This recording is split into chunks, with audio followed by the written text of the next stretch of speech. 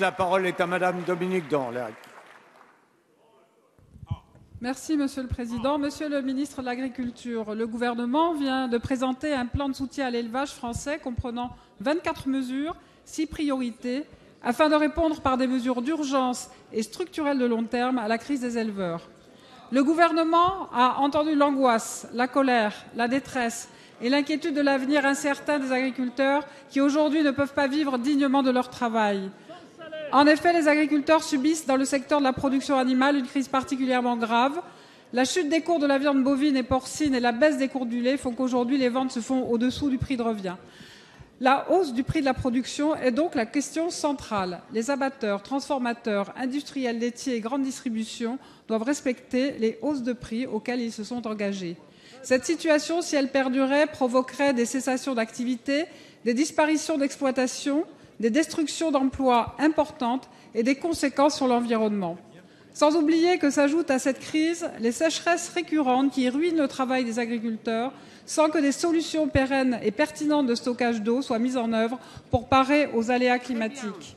Je souhaite également aborder le sujet de l'installation des jeunes agriculteurs dont les dossiers sont traités avec une telle lenteur qu'elle provoque le découragement d'un bon nombre d'entre eux, de l'étiquetage qui ne doit pas tromper le consommateur, et de la priorité de la consommation des produits locaux dans les collectivités.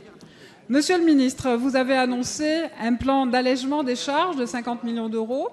Allez-vous veiller à ce que les critères des taux de spécialisation qui donnent accès à cette aide n'excluent pas les petites exploitations diversifiées qui sont si présentes dans nos départements ruraux? Et je souhaite associer à ma question les parlementaires du département du Lot. Je vous remercie.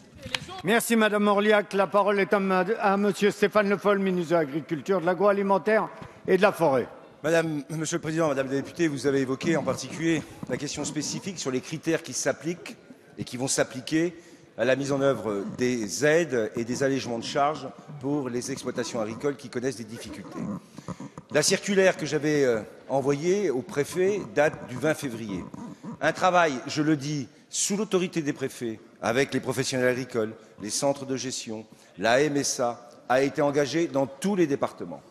Ce travail va aboutir à la remontée de l'ensemble des dossiers le 31 juillet.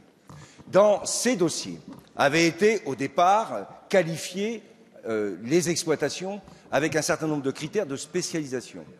Il est clair aujourd'hui que pour que ces mesures bénéficient au plus grand nombre des exploitations agricoles qui connaissent des difficultés, il va falloir réajuster ces critères pour que ça puisse s'appliquer largement compte tenu de la difficulté que rencontrent les exploitations agricoles. Petites, moyennes et grandes, plus ou moins spécialisées.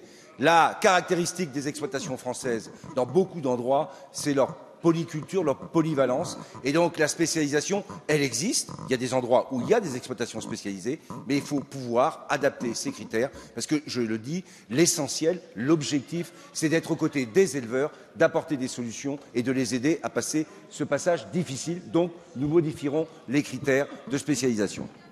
Merci Monsieur le ministre.